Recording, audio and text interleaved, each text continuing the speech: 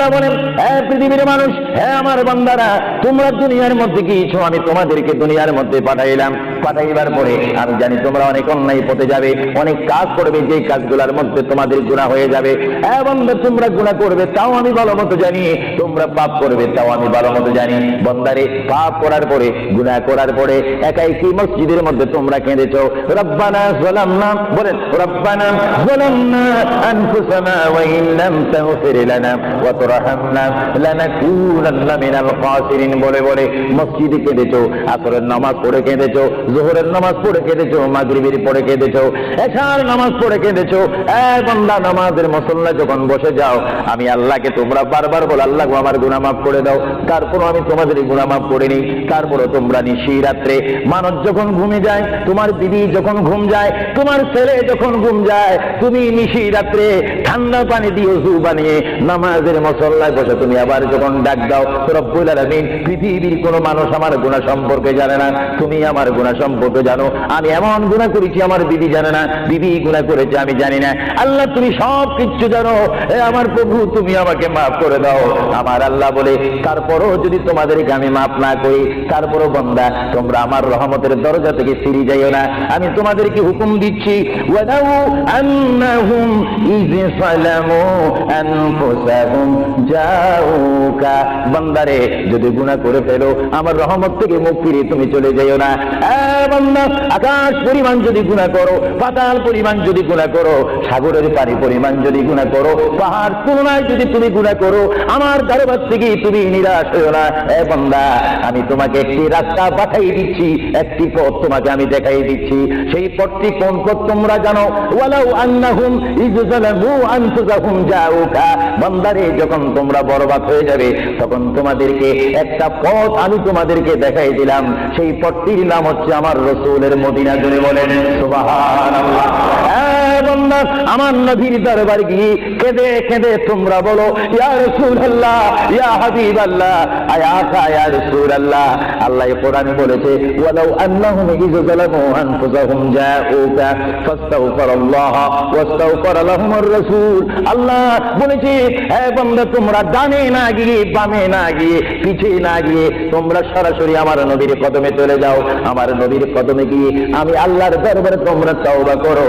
তওবা করতে করতে তোমাদের চোখের পানি যখন বাইর হয়ে যাবে, আর ওই মুহূর্তে যদি আমার বন্ধু যদি তোমাদের জন্য আমার দরবারে সুপারিশ করে, আমি আল্লাহ তোমাদেরকে ওয়াদা দিয়ে দিলাম, গ্যারান্টি দিয়ে দিলাম, আমার রাসূল যদি তোমাদের জন্য আমার দরবারে সুপারিশ করে, সঙ্গে সঙ্গে বান্দা, তোমার অতীতের জীবনের কবিরা সগীরা গুনাহ মাফ করে দেব। জোরে বলেন সুবহানাল্লাহ।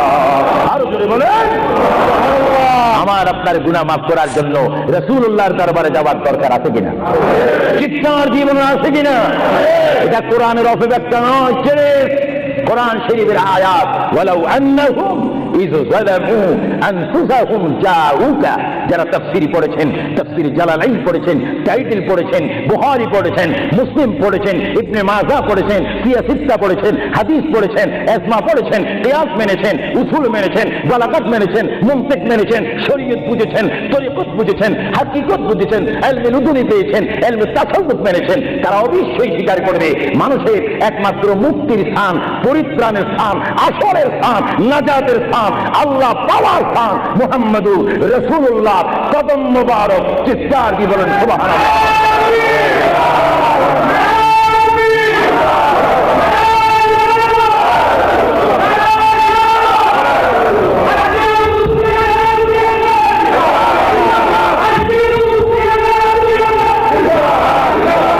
আপনারা সেই রাসূল চান কি চান না? অবশ্যই চাইবেন, না চাইলেও চাইবেন। কেন চান নেই? অবশ্যই আফসোস করবেন। কারণ পৃথিবীতে সন্তান রয়েছে, বিবির জন্য স্বামী রয়েছে, স্বামীর জন্য বিবি রয়েছে, সন্তানের পাশে মা রয়েছে, মায়ের পাশে সন্তান রয়েছে। এটার নাম দুনিয়া। আর দুনিয়া ও মাজরাতুল আখিরা। কিন্তু এই দুনিয়া যেই দিন জীবনের সমাপ্তি, বিদায় ঘন্টা বেজে যাবে, সেই দিন সন্তান ইচ্ছা করে মায়ের পা ছেড়ে দিবে, পিতা তার পিতা তার মায়ের সামনে থেকে চলে যাবে, এমনি ভাবে সবাই বিচ্ছিন্ন হয়ে যাবে, সব চলে যাবে, একমাত্র সাথী হবে, আপন হবে, বন্ধু হবে, কবরের সঙ্গী হবে। সবাই বলেন মুহাম্মাদুর, আরো জোরে বলেন না মুহাম্মাদুর। আপনারা সেই রসুল চান কি চান না?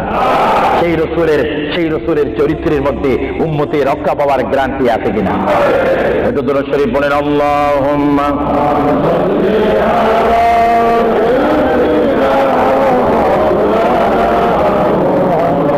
ওয়া আলা আলি সাইয়্যিদিনা। ভাইরা আমার, মহান রব্বুল আলামিনের কোরআনুল কারীম থেকে আমি একখানা আয়াত আপনাদের সামনে আবার পড়ে শোনাচ্ছি। আমরা যারা এখানে উপস্থিত রয়েছি, আমাদের সকলের জীবনের সাথে সঙ্গে সঙ্গে রয়েছে মওত। জোরে বলুন কি? মরণ। মরণ মানে নড়াচড়া নাই, কথা নাই, শক্তি দেখাইবার ক্ষমতা নাই, চিৎকার দেওয়ার কোনো আওয়াজ নাই। এটার নাম কি? মওত। আমার আপনার এই বডি থেকে, দেহ থেকে, শরীর থেকে, জিসিম থেকে প্রাণ পাখি চলে যাবে, রূহ। সেই রূহ যখন আমাদের সামনে থেকে, ভিতর থেকে চলে যাবে, তখনই আমাদেরকে ঘোষণা করা হবে মরহুম। স্পিকার যখন ছিলাম, স্টেজ আসন গ্রহণ করে আন্তর্জাতিক বক্তা আবু সুফিয়ান আল কাদেরী বক্তব্য দিচ্ছে, আর যখনই আমার নিঃশ্বাসটা চলে যাবে, সেই দিন আন্তর্জাতিক শব্দ আর ব্যবহার হবে না।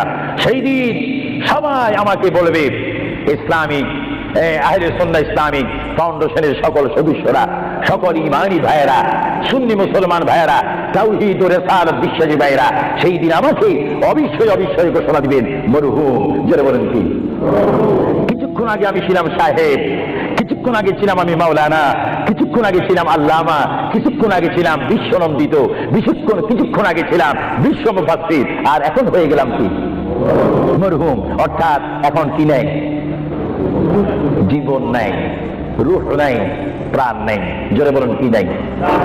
আমাদের সকলের বর্তমান এই মুহূর্তে আমার মা বোন বলেন, আমার ছোট ভাইয়েরা বলেন, বাবারা বলেন, আমার জ্ঞানী গুণী ভাইয়েরা বলেন, আমাদের মধ্যে প্রাণ আছে কিনা? এই প্রাণটা কি আপনার হুকুমের মধ্যে নাকি? আপনি জানেন চেয়ারে বসেছেন, আপনি জানেন যে মুহূর্তের মধ্যে আপনি কয়েকবার মৃত্যুবরণ করতেছেন। একটি নিঃশ্বাস যদি চলে যায়, বাইর হয়ে যায়, আরেকটি নিঃশ্বাস নেওয়ার ক্ষমতা নেই।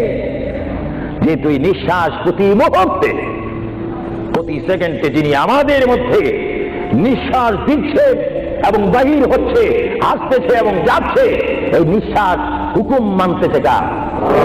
আরো জোরে বলুন কার? হঠাৎ করে যদি বন্ধ হয়ে যায়, পলিসি শেষ, ব্যবসা শেষ, ঘরের সেই সামানা সৌন্দর্য, সেই চেয়ার পালং, সেই স্বর্ণ হীরা মুক্তা পাউন্ড ডলার রিয়াল সব কি এসেছেন আপনি। এখান থেকে আপনার বেডে আর যদি মৃত্যু হন, আর ঘরে আপনাকে ঢুকাবে না। 2,000 পাউন্ড দিয়ে ঘর খরিদ করেছেন, সেই ঘরে আপনার স্থান নেই। আপনাকে মরহুম বলে, মৃত্যু বলে আপনাকে ঘোষণা দেওয়া হবে, এই ঘরে তার স্থান নাই।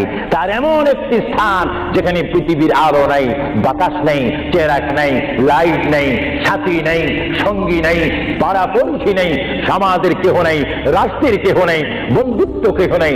এমন একটি জায়গায় তাকে পৌঁছে দেওয়া হোক, যেই জায়গার নাম বলা হয় আলমে বারযুখ। ওই যুগের প্রথম গাছের নাম 3.5 হাত বড় হবে, সেই গর্তির নাম হবে কবর। চিৎকার দিয়ে বলুন সুবহানাল্লাহ। আরো জোরে বলুন না সুবহানাল্লাহ। সেই কবরে আমাদের যাওয়ার প্রোগ্রাম আছে কিনা? এই জন্য আমার বিষয় হচ্ছে কবর ও হাসর।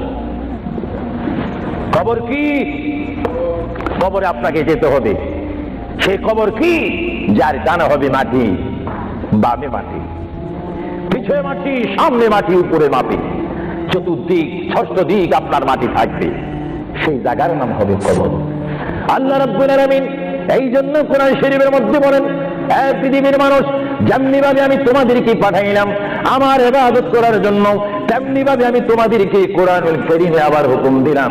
আমার ভাইরা বলুন বিসমিল্লাহির রহমানির রহিম ওয়ালা তামুতুন্না ইল্লা ওয়া আনতুম মুসলিমুন। জোরে বলেন সুবহানাল্লাহ। আমার আল্লাহ বলেন আমার বান্দার মধ্যে নারী হোক আর পুরুষ হোক আর মহিলা হোক, উভয় জাত থেকে আমি বললাম তোমরা ততক্ষণ পর্যন্ত মৃত্যুবরণ করো না, ততক্ষণ পর্যন্ত তোমরা মরো না, যতক্ষণ পর্যন্ত তোমরা নিজকে নিজে মুসলমান প্রতিষ্ঠিত করতে না পারবে, যতক্ষণ পর্যন্ত তোমরা মুসলমান না হবে ততক্ষণ পর্যন্ত তোমরা মরো না। মুসলমান কাকে বলে? যারা 5 ওয়াক্ত নামাজ পড়ে। মুসলমান কাকে বলে?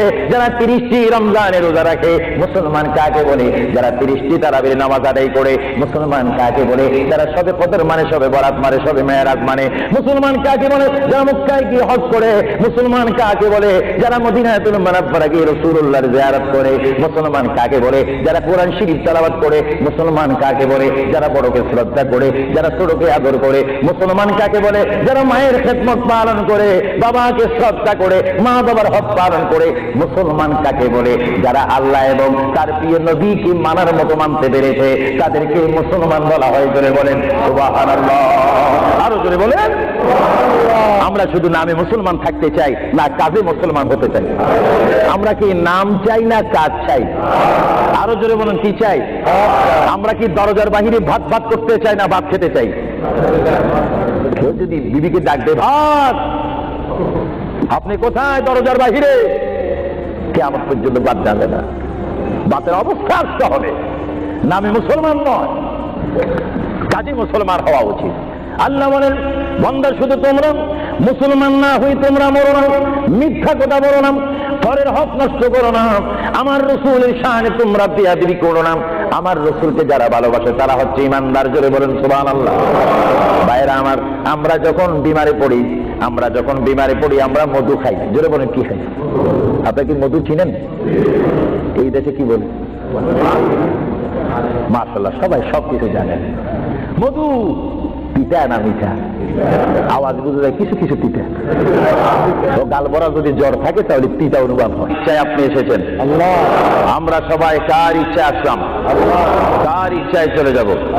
তাহলে এই জমিনের মধ্যে হুকুম চলবে কার? চিৎকার দিয়ে বলেন হুকুম চলবে কার? আমরা আল্লাহকে মানতে চাই কি চাই না? আগে আমাদের শপথ অনুষ্ঠান হোক, আমাদেরকে আল্লাহ যেমন পাঠিয়েছেন তেমন তিনি আমাদেরকে দুনিয়া থেকে নিয়ে যাবেন। আর এই যে সামান্যতম আমাদের জীবন রয়েছে 60, 70, 80, 90 বছর, এই জীবনের মধ্যে আমরা কোন পথে চলবো, কোন রাস্তার মধ্যে চলবো, সেই পথ, সেই মত, সে অবস্থান আমাদেরকে দিয়েছেন কে?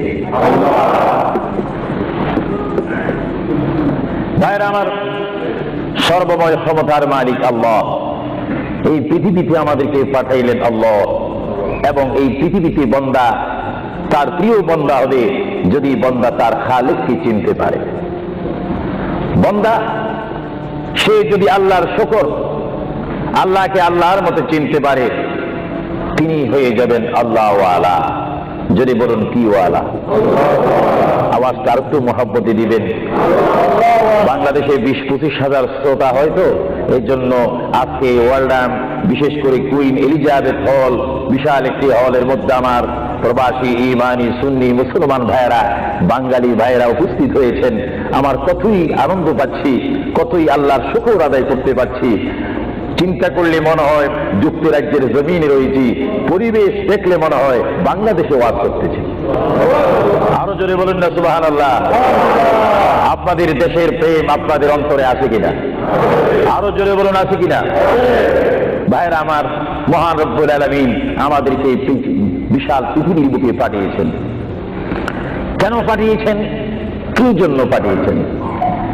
তার একটি সুনির্দিষ্ট বিষয় রয়েছে। আল্লাহ রাব্বুল আলামিন সকলকে পাঠিয়েছেন তার জমিনে, তার পথে আন্দোলন করে, তার পথের মধ্যে শ্রম দিয়ে, তার পথের মধ্যে নিজকে প্রতিষ্ঠিত করে, তার পথের মধ্যে নিজকে মুসলমান করে আখিরাতে গিয়ে তার আসল স্থান জান্নাত লাভ করার জন্য আল্লাহ রাব্বুল আলামিন আমাদেরকে প্রথম দুনিয়ার মধ্যে পাঠাইলেন। চিৎকার দিয়ে বলুন সুবহানাল্লাহ। প্রিয় ভাইয়েরা আমার, আল্লাহকে আমরা চিনতে চাই, আল্লাহকে আমরা দেখতে চাই, আল্লাহকে আমরা পেতে চাই। আল্লাহকে পেতে হলে, আল্লাহকে চিনতে হলে, আল্লাহকে দেখতে হলে একটি মাধ্যমের প্রয়োজন রয়েছে, উসিলার প্রয়োজন রয়েছে। সেই উসিলা হচ্ছে, সেই মাধ্যম হচ্ছে, সবাই বলুন মুহাম্মাদুর, আরো জোরে বলুন না মুহাম্মাদুর। আল্লাহ এক, এই দাওয়াত আমাদেরকে দিয়েছেন। সবাই বলুন দুনিয়া আখিরাতের বাতিসের সম্পর্ক হলে ওই মানুষটি কোরআনের সাথে সম্পর্ক করলে ওই মানুষটি আল্লাহ ওয়ালা হয়ে যায়, নবী ওয়ালা হয়ে যায়, ওলি ওয়ালা হয়ে যায়। চিৎকার দিয়ে বলুন সুবহানাল্লাহ। এখন আমাদের জীবনের পরিবর্তন ঘটার প্রয়োজন আছে কিনা? আমরা যদি এই বিশাল পৃথিবীর থেকে চলে যাই, এই বিশাল পৃথিবীর থেকে যদি আমাদেরকে বিদায় নিতে হয়, অবশ্যই আমরা খালি হাতে চলে যাব। আর খালি হাতে যদিও চলে যাই, আমাদের কাঁধের মধ্যে দুইজন ফেরেশতা রয়েছে, কিরামান কাতিবিন। দুইজন ফেরেশতা আমাদের জিন্দেগির ইতিহাস, জিন্দেগির ঘটনাগুলি লিখতেছেন, ক্যাসেট করতেছেন। আমরা যেন এমন ভাবে কবরে যাই, এমন ভাবে হাসরের ময়দানে উঠি, আল্লাহ যে দায়িত্ব দিয়ে আমাকে আপনাকে এই বিশাল পৃথিবীর বুকে পাঠিয়েছেন, ওই মহান রব্বুল আলামিনের হুকুম আমার আপনার এই জিন্দেগির মধ্যে, জীবনের মধ্যে বাস্তবায়ন করতে হবে কি হবে না? আরো জোরে বলুন, হবে কি হবে না? আপনারা কি করতে চান না এখন থেকে শুরু করতে চান? এখন থেকে আপনি এখন এক বলবেন, দুই বলার সময় নেই, তিন বলবেন, চার বলার সময় নেই, ওয়ান বলবেন, টু বলার সময় নেই। মুহূর্তের মধ্যে আমার আপনার সামনে মৃত্যুর পরোয়ানা আসতে পারে কি পারে না? মৃত্যুর পরোয়ানা পাঠাইবার মালিককে। যদি তিনি এই মুহূর্তে কেউ মৃত্যুর পরোয়ানা পাঠিয়ে দেন, কোন আন্দোলন করার ক্ষমতা আছে নাকি? আজরাইল আলাইহিস সালাম কোন আন্দোলন মানে না।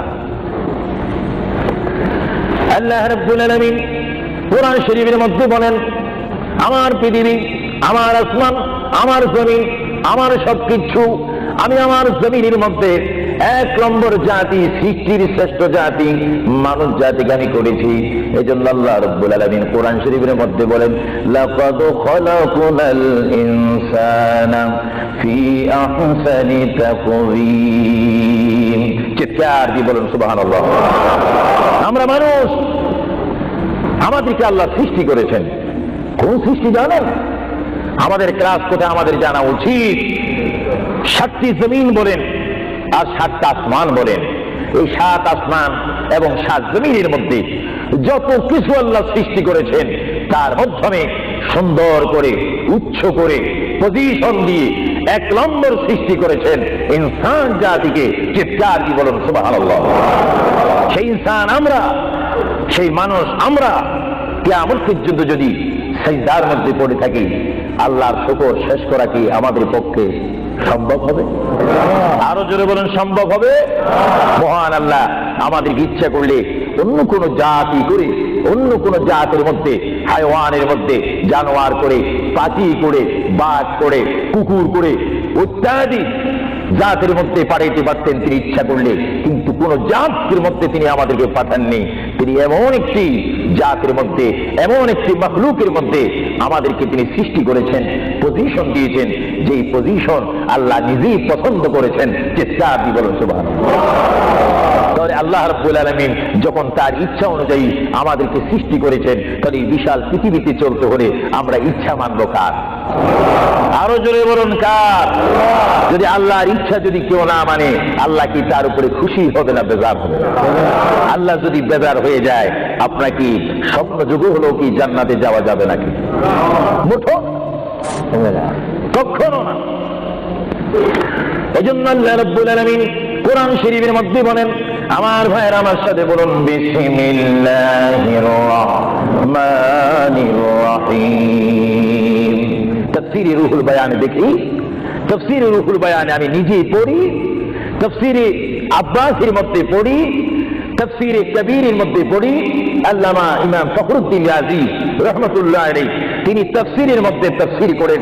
তাফসীরে খাজাইনুল ইরফানের মধ্যে দেখি, তাফসীরে নঈমের মধ্যে দেখি, তাফসীরে রাজভীর মধ্যে দেখি, তাফসীরে আজিজের মধ্যে দেখি।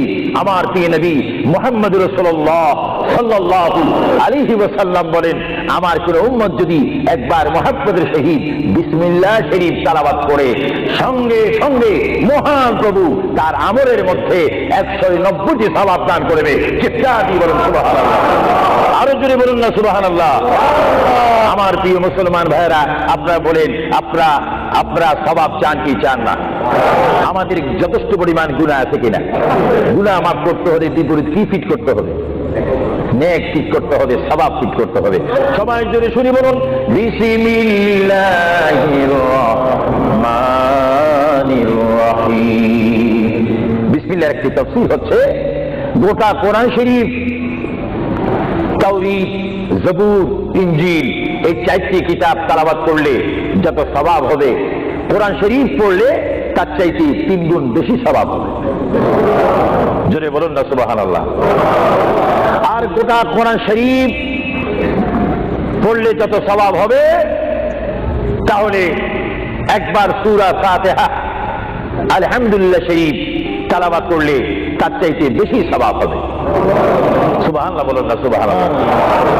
আর একবার বিসমিল্লাহ শরীফ তেলাওয়াত করলে যত সওয়াব হবে, আলহামদুলিল্লাহ পড়লে তার 3 গুণ বেশি সওয়াব হবে।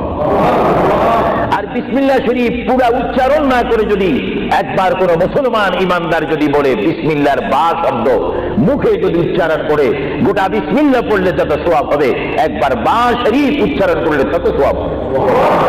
চিৎকার দিয়ে বলুন সুবহানাল্লাহ।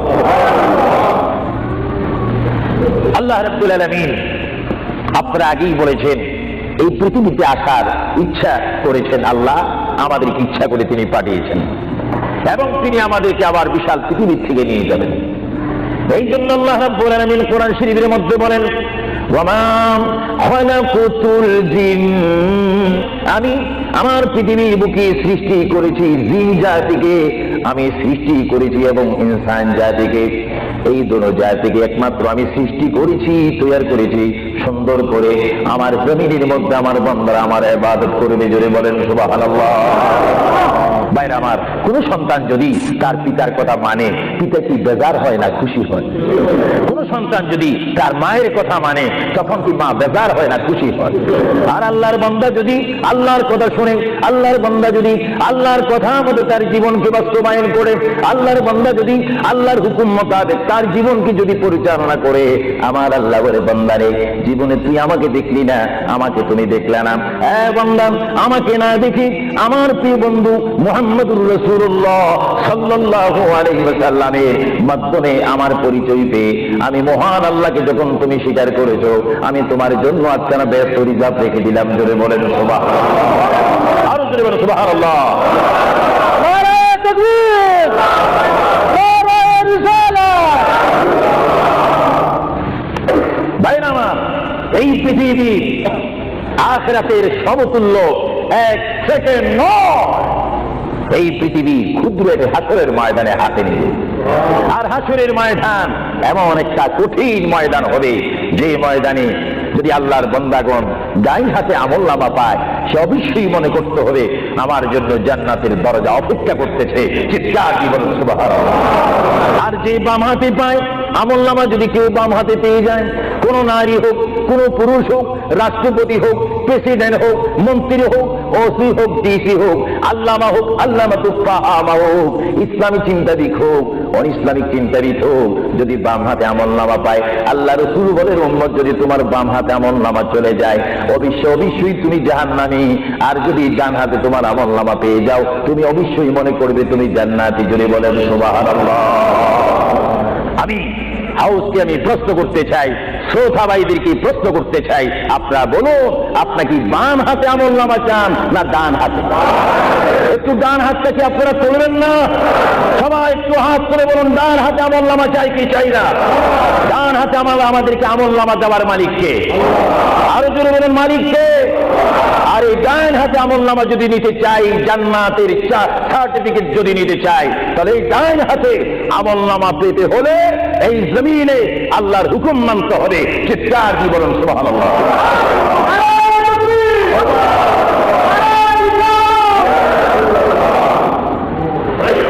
যারা আল্লাহর হুকুমকে মেনেছেন, তারা হয়েছেন সাহাবায়ে কেরাম।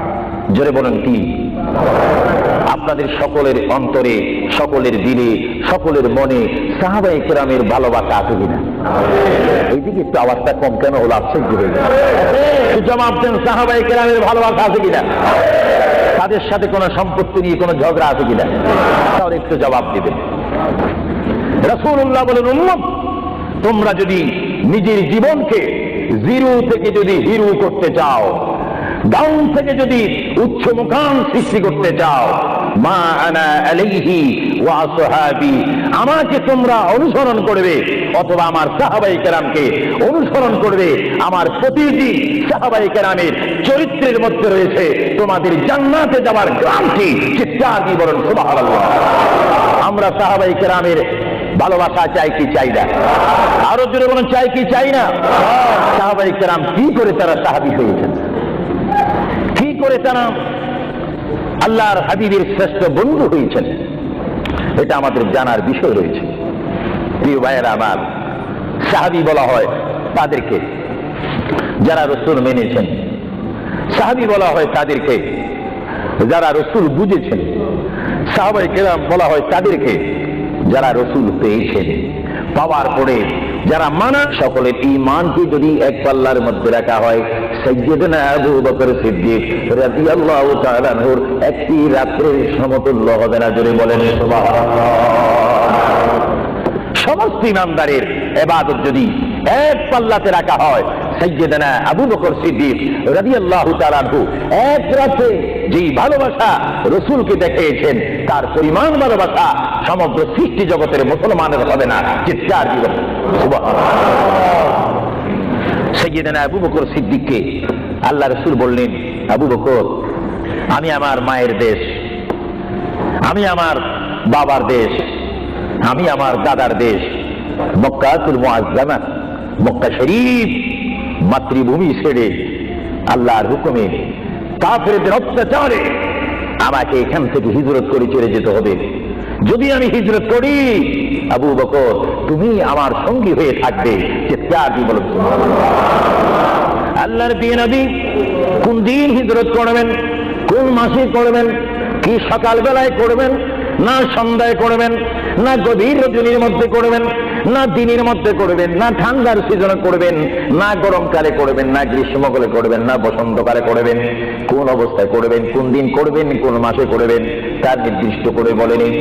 আল্লাহর প্রিয় নবী, দু জাহানের বাদশা নবী মুহাম্মদুর রাসূলুল্লাহ হিজরত করার টাইমে সাইয়্যিদানা আলী রাদিয়াল্লাহু তাআলা আনহুকে ডাক দিয়ে বলে, আলী আমি হিজরত করব, আমি রাত্রে আঁধার অবস্থার মধ্যে মাতৃভূমি ছেড়ে চলে যাব।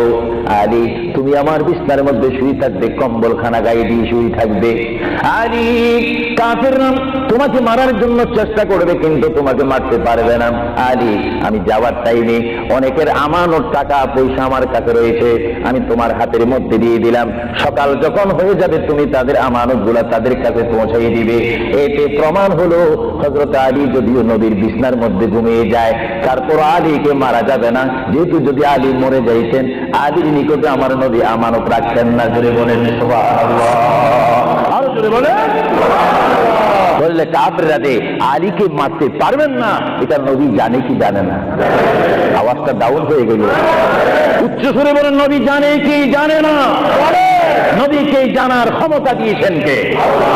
কারণ নবীর টিচার তো কোনো ব্যক্তি নয়, নবীর টিচার কোনো ফেরেশতা নয়, নবীর শিক্ষক কোনো মানুষ নয়, নবীর শিক্ষক একমাত্র হচ্ছে আল্লাহ। জোরে বলুন কে? আরো জোরে বলুন কে? আল্লাহ যার শিক্ষক, তার ইলমের কি কমতি আছে নাকি? হযরত আলী জীবনকে ভয় না করে তিনি রাসূলুল্লাহ পালকের মধ্যে তিনি শুয়ে পড়লেন, বিছানার মধ্যে শুয়ে পড়লেন। যখন শুয়ে পড়ল, কাফেররা প্রবেশ করে দেখেন ওই চৌকির মধ্যে নিশ্চয়ই মুহাম্মদ ঘুমিয়ে আছে। বলেন সাল্লাল্লাহু আলাইহি ওয়াসাল্লাম। কম্বলখানা উঠি তারা দেখলেন মুহাম্মদের স্থানে শুয়ে আছেন শের খোদা হযরত আলী। কাফেররা বলল, আলী আমরা তো ইচ্ছে করলে তোমাকে জমা করে দিতে পারি বা তোমাকে জমা করে দিতে পারতাম, আলী তুমি কেন এই বিছানার মধ্যে শুয়ে আছো? হযরত আলী চোখের পানি ছেড়ে বলে, কাফেররা, তোমরা এখনো পর্যন্ত আমার হাবিবকে চিনতে পারোনি, আমার নবীকে চিনতে পারোনি। আমার নবী শুধু এখানে আমাকে শোয়াইছেন, ঈমান পরীক্ষা করেছেন। শুধু তাই নয়, আগামী দিন সকালবেলায় মানুষের আমানতের জিনিস মানুষের কাছে পৌঁছে দেওয়ার জন্য রাসূলুল্লাহ তাও আমাকে বলেছেন।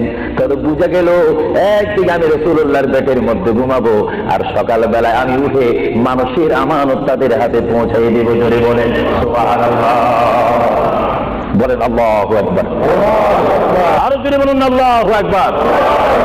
মহান নবীকে এত সুন্দর করে পৃথিবীতে পাঠিয়েছেন আল্লাহ। জোরে বলেন কে? ভাইয়েরা আমার, কেউ যদি আমাকে মারতে আসে আর আমি যদি জানি আমার পালকের মধ্যে যদি আমি শুয়ে থাকি, কেউ আমাকে জমা করে দিবে, আর এই টাইমে যদি আমার ভাইকে যদি আমি বলি, বিশেষ করে সভাপতিকে যদি বলি আপনি একটু আমার পালকে ঘুমান, উনি বলবে আমার সভাপতির প্রয়োজন নেই, আমার জান বাঁচা ফরজ, বসবে না, থাকবে না। আর সাহাবায়ে কেরাম জেনে শুনে মেনে ইচ্ছা করে নিজের জীবন প্রতি মুহূর্তে মুহাম্মদ রাসূলুল্লাহ চরণের মধ্যে দেওয়ার জন্য প্রতি ওয়াক্তে প্রস্তুত ছিল। চিৎকার দিয়ে বলেন সুবহানাল্লাহ। আল্লাহর পেয়ারা নবী হিজরত তিনি শুরু করলেন। আল্লাহর পেয়ারা নবী মায়ের দেশ মক্কা শরীফ থেকে আল্লাহর নবী চলে যাচ্ছেন। চলে যাওয়ার টাইমে সাইয়্যিদানা আবু বকর সিদ্দিকের ঘরের মধ্যে গেলেন। সাইয়্যিদানা আবু বকর সিদ্দিক রাদিয়াল্লাহু তাআলা আনহু ঘরের দরজার মধ্যে আল্লাহর নবীকে ডাক দিলেন, ইয়া আবু বকর, ইয়া আবু বকর, ইয়া আবু বকর করে যখন ডাক দিলেন, সাইয়্যিদানা আবু বকর সিদ্দিক রাদিয়াল্লাহু তাআলা আনহু একটা সেকেন্ড দেরি না করে সঙ্গে সঙ্গে বললেন, ইয়া রাসূলুল্লাহ, ইয়া রাসূলুল্লাহ। আল্লাহর প্যারা নবী চক্ষু মোবারকের পানি মোবারক ছেড়ে দিলেন, আবু বকর, তুমি রাত্রে এমন সময় আমি এসেছি, নিশি রজনীর মধ্যে এসেছি, যে টাইমে মানুষ একটু ঘুমায়, ওই ঘুমের টাইমে তোমার ঘরের দরজার মধ্যে এসে তোমাকে ডাক দিলাম। বেড থেকে ঘুম থেকে উঠতে তো তোমার 2-3 মিনিটের প্রয়োজন, কিন্তু আমি নবী তোমাকে ডাক দেওয়ার সঙ্গে সঙ্গে তুমি কি করি ইয়া রাসূলুল্লাহ বলতে পেরেছো? হযরত আবু বকর চোখের পানি ছেড়ে বলে, হুজুর, আপনি আপনার সঙ্গে আমাকে হিজরতের কথা বলেছেন, কোন দিন হিজরত করতে হবে তা আপনি নির্দিষ্ট বলেন নেই। হুজুর, আজকে কয়েক মাস অতীত হয়ে গেল আমার জীবনের মধ্যে আরামের ঘুমকে আরাম করে দিয়ে রাত যখন হয়ে যায় আমার পিঠটা দরজার সাথে লাগিয়ে, আমার কানটা দরজার সাথে লাগিয়ে রাখতাম। আল্লাহর নবী তখন আমাকে ডাক দেয়। বলে বলেন সুবহানাল্লাহ, আরো জোরে বলেন সুবহানাল্লাহ। এটার নাম হচ্ছে মুহাব্বত।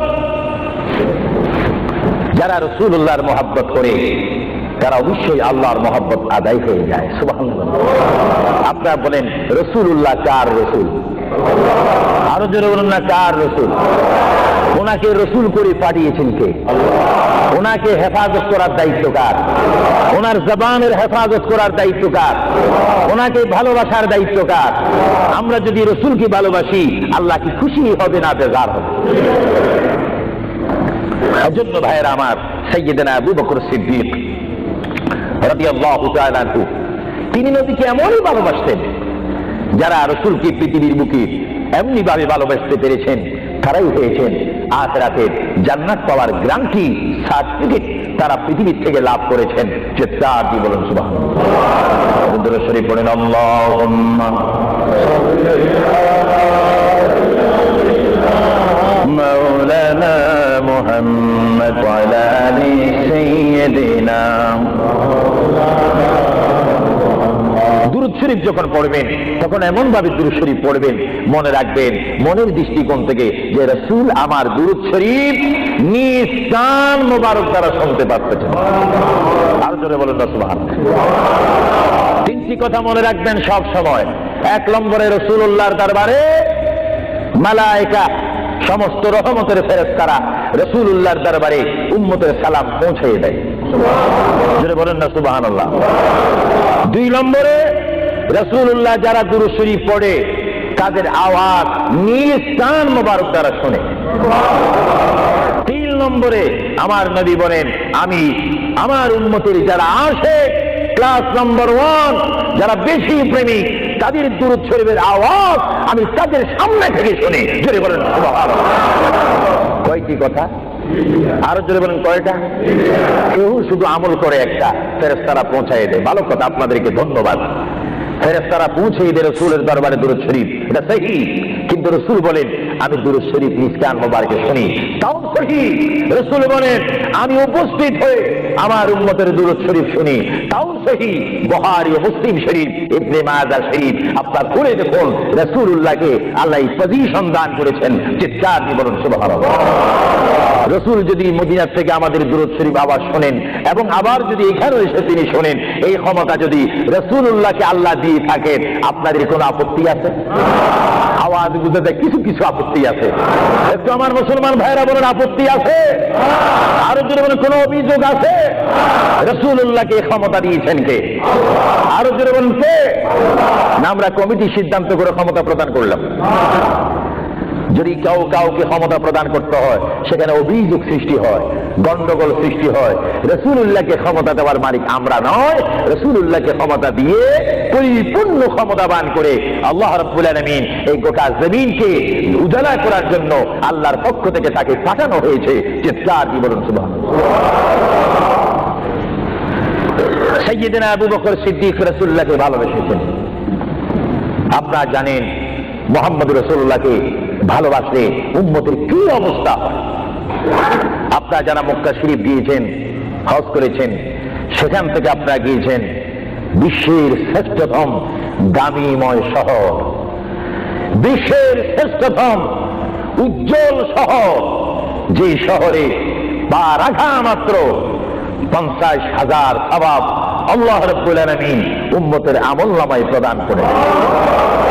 সেই শহরটির নাম হচ্ছে, সবার উচ্চ কণ্ঠে আমার মা বোনেরা ছোট্ট ছোট্ট আওয়াজ দিয়ে, আমার শ্রোতা ভাইয়েরা উচ্চ কণ্ঠে বলুন সোনার মদিনা। আরো জোরে বলুন কি মদিনা? সেই সোনার মদিনার পথে আপনারা যেতে চান কি চান না? সেই মদিনা শরীফ গেলে গুনাহ হয় না গুনাহ মাফ হয়? গুনাহ মাফ হওয়ার সেই অবস্থা সৃষ্টি করে দিয়েছেন কে? যে শহরে আজকে এই যুক্তরাজ্যের জমিনে, ইংল্যান্ডের জমিনে, ওয়ার্ল্ডহাম এই জমিনে যদি কোনো মুসলমান যদি নামাজ পড়েন, এক ওয়াক্ত নামাজ পড়লে 10টা সওয়াব পাবেন, নেক পাবেন। কিন্তু মদিনাতুল মুনাওয়ারা শরীফে রাসূলুল্লাহর নাম সংযুক্ত মসজিদে গিয়ে একটা সিজদা দেন, 50,000 সিজদার সওয়াব। একবার যদি আলহামদুলিল্লাহ বলতে পারেন, 50,000 আলহামদুলিল্লাহ বলার নেক পাবেন। একবার যদি কোনো মতে গিয়ে যদি রাসূলকে যদি ডাক দেন ইয়া রাসূলুল্লাহ, সঙ্গে সঙ্গে 50,000 ইয়া রাসূলুল্লাহ বলার সওয়াব পেয়ে যাবেন। আরো জোরে বলেন না সুবহানাল্লাহ। আমার বড় বড় বাবারা, আমার নওজওয়ান ভাইয়েরা, আমার যুবক ভাইয়েরা, কুচি কুচি বাবারা, আমার পর্দানিশীন মা ও বোনেরা, আমাদের নেক সওয়াবের প্রয়োজন আছে কিনা? আরো জোরে বলুন আছে কিনা? আপনারা যারা সোনার মদিনা গিয়েছেন, সেখানে গিয়ে দেখতে পাবেন রাসূলুল্লাহর রওজা মুবারক। কি মুবারক? রওজা মুবারক। যেখানে সেই রওজা মুবারকের সামনে, সেই রওজা মুবারকের সামনে আপনারা যখন দাঁড়াইবেন, উপস্থিত হবেন, কিয়াম করবেন, সেই রওজা মুবারক যেখানে, এটার নাম হচ্ছে মা আয়েশা সিদ্দিকার হুজরা শরীফ। এটা ছিল হযরত মা আয়েশা সিদ্দিকার হুজরা শরীফ। এই হুজরার মাধ্যমে আল্লাহ রাসূল থাকতেন, অবস্থান করতেন। ভাইরা আমার, পৃথিবীতে এমন কোন নজির নেই যে যেখানে বসবাস করে তাকে সেখানে মাটি দিতে হবে, তাকে সেখানে রাখতে হবে, খবর দিতে হবে।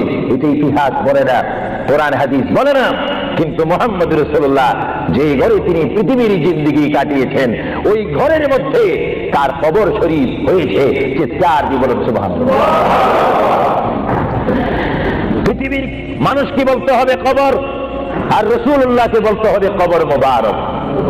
জোরে বলেন কবর, আওয়াজ দিয়ে বলেন না কবর। পৃথিবীর কবরের অবস্থা আর নবীর কবরের অবস্থা এক নাকি? কিছু পার্থক্য আছে নাকি? কিছু নাকি? কিছু কিছু বলতে গেলে আমরা আছি 10, রাসূল হচ্ছেন 20। আল্লাহর প্যারা নবী, দু জাহানের বাদশা নবী মুহাম্মদ রাসূলুল্লাহ সাল্লাল্লাহু আলাইহি ওয়াসাল্লাম, তিনি কেমন নবী যার কবরের মধ্যে আল্লাহ রাব্বুল আলামিন দিনে 70,000 ফেরেশতা, দিনে 70,000 ফেরেশতা। হাদিস শরীফের মধ্যে আছে মুয়াজ্জিন যখন মসজিদে নববীতে আযান দেয়, আসসালাতু খায়রুম মিনান নাওম, সবাই বলেন আসসালাতু খায়রুম মিনান নাওম। মুয়াজ্জিন যখন আযান দিয়ে দেয় ওই টাইমে রহমতের 70,000 ফেরেশতা দুরূদ শরীফ পড়তে পড়তে আমার প্রিয় নবীর রওজা মুবারকের মধ্যে উপস্থিত হয়ে যায়। আর সমস্ত ফেরেশতারা চতুর্দিকে ঘুরে ঘুরে দুরূদ শরীফ পড়া শুরু করে। আবার যখন মাগরিবের আযান হয় তখন ফেরেশতারা চলে যায়। আবার 70,000 ফেরেশতা নতুন করে রাত্রের মধ্যে নাজিল হয়।